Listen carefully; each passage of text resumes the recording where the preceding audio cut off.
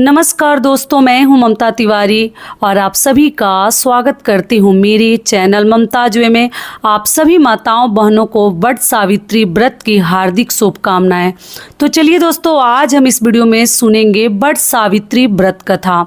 और कथा जरूर सुनिएगा, क्योंकि कथा बिना सुने हमें व्रत का संपूर्ण लाभ नहीं मिलता। तो जब कभी भी आप चाहें पूरे दिन में कभी भी कथा जरूर सुन लीजिए। कथा इस प्रकार से है। भद्र देश के एक राजा थे जिनका नाम अश्वपति था। भद्र देश के राजा अश्वपति के कोई संतान न थी। उन्होंने संतान की प्राप्ति के लिए मंत्रोच्चारण के साथ साथ 1,00,000 आहुतियां दी। 18 वर्षों तक यह कर्म जारी रहा। इसके बाद सावित्री देवी ने प्रकट होकर वर दिया कि राजन, तुझे एक तेजस्वी कन्या पैदा होगी। सावित्री देवी की कृपा से जन्म लेने के कारण से कन्या का नाम सावित्री रखा गया। कन्या बड़ी होकर बेहद रूपवान हुई। योग्य वर न मिलने की वजह से सावित्री के पिता दुखी थे। उन्होंने कन्या को स्वयं वर तलाशने के लिए भेजा। तब सावित्री तपोवन में भटकने लगी। वहाँ साल्व देश के राजा धूम्रसेन रहते थे, क्योंकि उनका राज्य किसी ने छीन लिया था। उनके पुत्र सत्यवान को देखकर सावित्री ने पति के रूप में उनका वरण किया। ऋषि राज नारद को जब यह बात पता चली तो वह राजा अश्वपति के पास पहुँचे और कहा कि हे राजन, यह क्या कर रहे हैं आप? सत्यवान गुणवान है, धर्मात्मा है और बलवान भी है, पर उसकी आयु बहुत छोटी है। वह अल्प आयु है। 1 वर्ष के बाद ही उसकी मृत्यु हो जाएगी।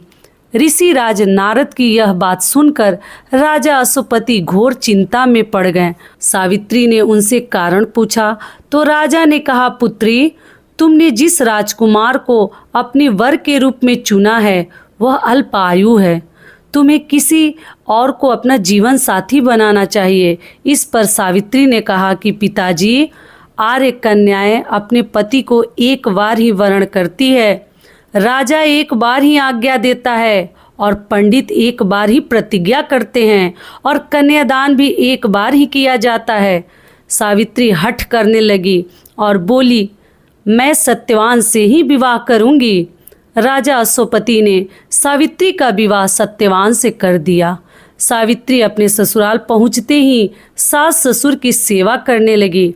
समय बीतता गया।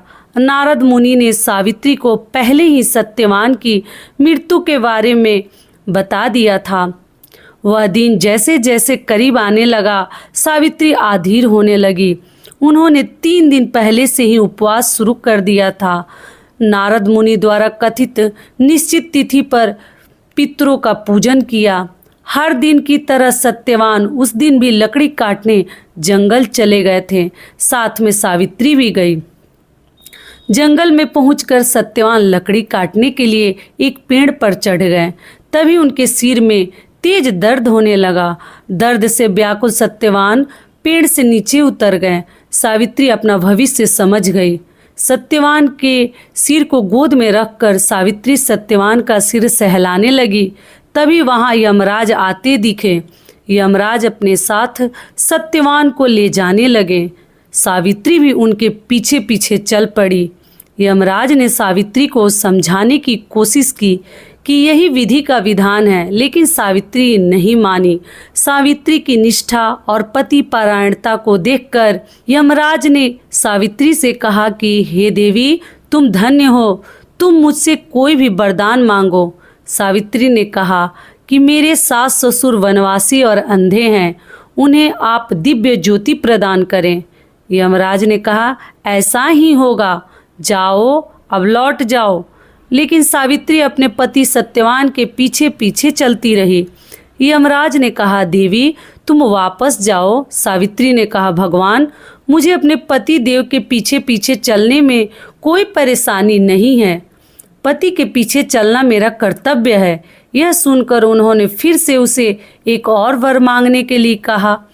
तब सावित्री बोली, हमारे सास ससुर का राज्य छिन गया है, उसे पुनः वापस दिला दें। यमराज ने सावित्री को यह वरदान भी दे दिया और कहा अब तुम लौट जाओ, लेकिन सावित्री पीछे पीछे चलती रही। यमराज ने सावित्री को तीसरा वरदान मांगने को कहा। इस पर सावित्री ने 100 संतानों और सौभाग्य का वरदान मांगा। यमराज ने इसका भी वरदान सावित्री को दे दिया।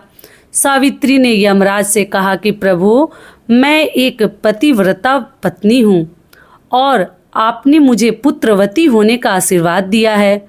यह सुनकर यमराज को सत्यवान के प्राण छोड़ने पड़े। यमराज अंतर्ध्यान हो गए और सावित्री उसी वट वृक्ष के पास आई जहाँ उसके पति का मृत शरीर पड़ा था। सत्यवान जीवित हो गए हैं और दोनों खुशी खुशी अपने राज्य की ओर चल पड़े। दोनों जब घर पहुँचे तो देखा कि माता पिता को दिव्य ज्योति प्राप्त हो गई है। इस प्रकार सावित्री सत्यवान चिरकाल तक राज्य सुख भोगते रहे। अंततः पतिव्रता सावित्री के रूप में ही प्रथम अपने सास ससुर का उचित पूजन करने के साथ ही अन्य विधियों को प्रारंभ करें।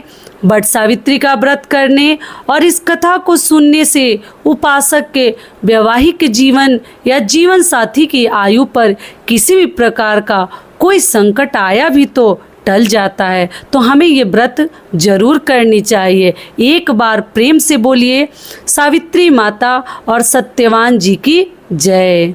तो हम सभी माताओं बहनों को आज के दिन ये कथा जरूर सुननी चाहिए। आशा करती हूँ आपको ये कथा पसंद आएगी।